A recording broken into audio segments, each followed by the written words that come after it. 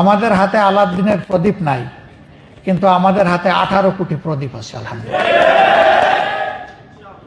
আমরা প্রত্যেকটা মানুষকে এক একটা প্রদীপ বানাতে চাই, কাউকে আমরা অন্ধকারে রাখতে চাই না। এই জন্য আমাদের প্রথম ফোকাসটাই হবে শিক্ষা এবং স্বাস্থ্যের উপরে। Better education, better nation, better health, better citizen.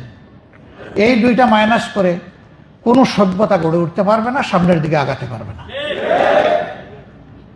এই ফাউন্ডেশনের উপরে ভর করে আমরা সামনে এগোতে চাই।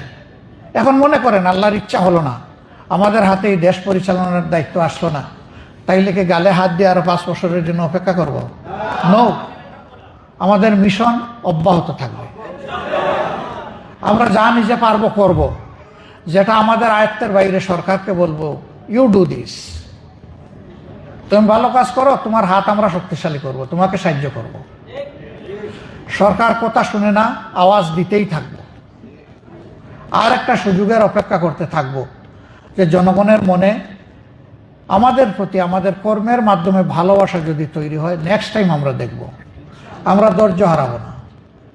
আমরা ট্রেজারি বেঞ্চে অর্থাৎ সরকারি দলে বসতে রাজি, আমরা বিরোধী দলেও বসতে রাজি। আমাদের কাছে সরকারি দল বিরোধী দল বড় জিনিস নয়, আমাদের সামনে বড় জিনিস হচ্ছে জনগণের জীবনকে পাল্টে দেওয়ার সংগ্রাম চালিয়ে যাওয়া।